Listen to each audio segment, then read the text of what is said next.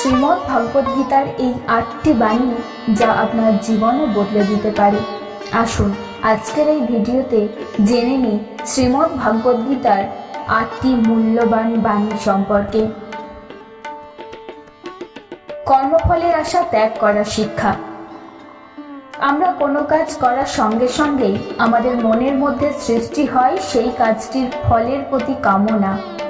যেমন ধরুন, আপনি চাকরির পরীক্ষা দেওয়ার সঙ্গে সঙ্গেই ভেবে নিয়েছেন চাকরিটি আপনি পেয়ে গেছেন।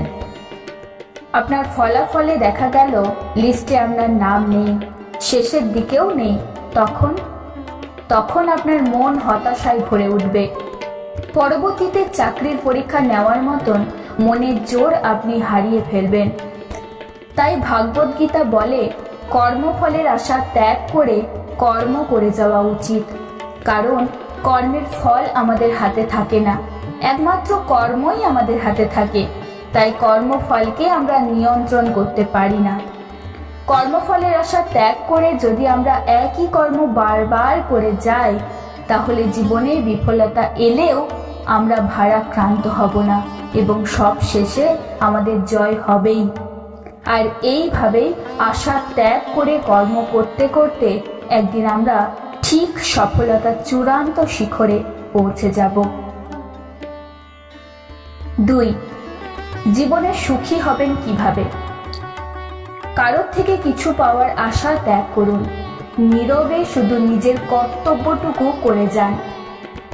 জীবনে সম্পদ বা অসুবিধা কিছুই আপনি নিজে বেছে নিতে পারেন না। জীবন আপনাকে যা দেবে সেটাই আপনার মেনে নেওয়া প্রয়োজন।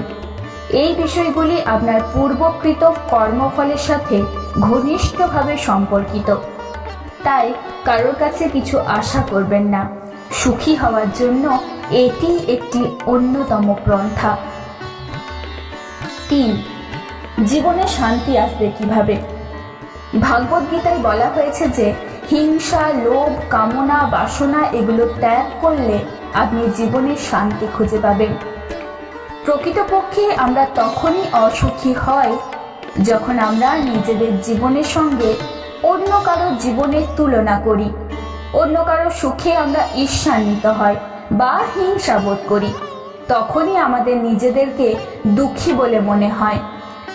সুখ শান্তি পেতে গেলে সবার আগেই এই লোভ, লালসা, হিংসা, কামনা, বাসনা এই সমস্ত প্রবৃত্তিগুলোকে বর্জন করতে হবে। 4. কর্মের তাৎপর্য উপলব্ধি করা। শ্রীমদ্ ভাগবত গীতায় বলা হচ্ছে, প্রতিটি মানুষ নিজ নিজ ও কর্মফল অনুসারে ফল ভোগ করে। তাই সৎ ব্যক্তিদের জীবনে দুঃখ দেখে কখনোই অসৎ জীবনযাপন করা উচিত নয়। মনে রাখবেন, সৎ জীবনযাপন করাটাই হলো সুখের, শান্তির।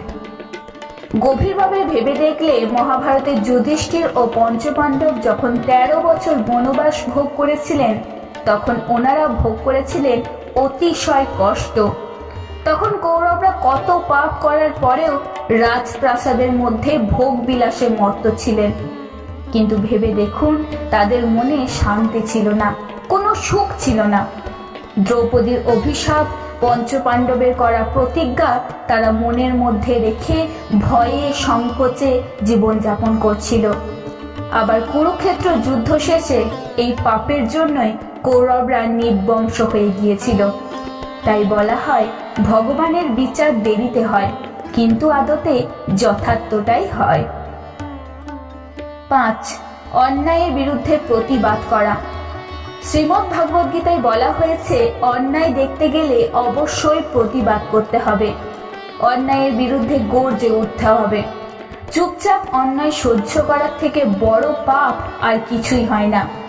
যে পাপ ভীষ্ম, গুরু দ্রোণাচার্য এনারা করেছিলেন, যার ফলে কুরুক্ষেত্রের যুদ্ধে এদের বীরত্ব থাকা সত্ত্বেও এদের বীরত্ব কোনো কাজে আসেনি, এরাও পরাভূত হয়েছিল। 6. ক্রোধ ত্যাগ করা। শ্রীমদ্ ভাগবত গীতায় বলা আছে, ক্রোধ মানুষের জন্য ক্ষতিকারক। ক্রোধকে আসুরিক শক্তি বলা হয়। দেখুন, আজকের দিনে ডাক্তাররাও বলেছেন, যদি সুস্থ থাকতে চান তাহলে রাগ, উত্তেজনা ভুলে যান।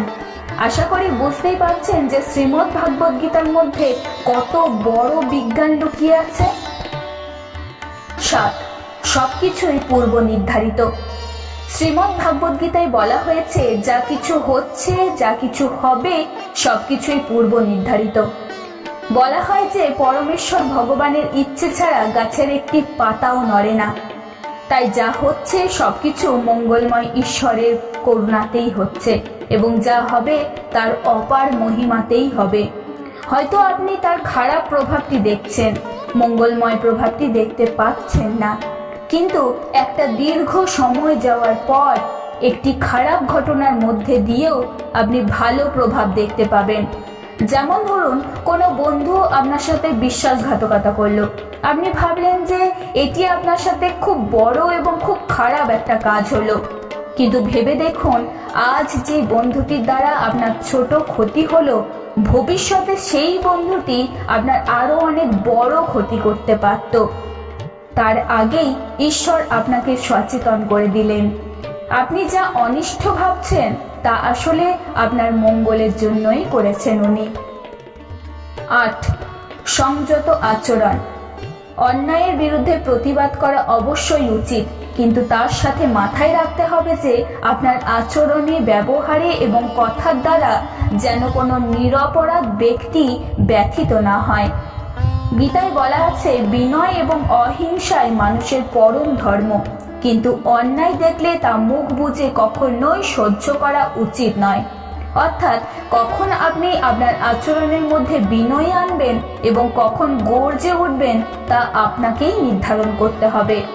স্থান, কাল ও পাত্র বিশেষে এই দুটিকে নির্বাচন করতে হবে। দুর্মুখের সাথে যেমন বিনয় করা চলবে না, তেমনি স্বভাবতই দুর্বল চিত্তের সাথে রূঢ় আচরণ করাও চলবে না। অর্থাৎ আপনার যাবতীয় আচরণকে সংযত করার শিক্ষা দেওয়া হয় শ্রীমদ্ ভাগবত গীতায়। ভাগবত গীতা আমাদের সকল জিনিসের মধ্যেই সেই মঙ্গলময় ইতিবাচক জিনিসটিকে খোঁজার কথা বলে থাকে। তাই ভাগবত গীতাকে যিনি উপলব্ধি করবেন তিনি কখনোই হতাশাগ্রস্ত হবেন না, কখনো জীবন যুদ্ধে হেরে যাবেন না। পরিশেষে তার জয় কখনো কখনো হবেই। পরিশেষে তার জয় কখনো কেউ আটকাতে পারবে না।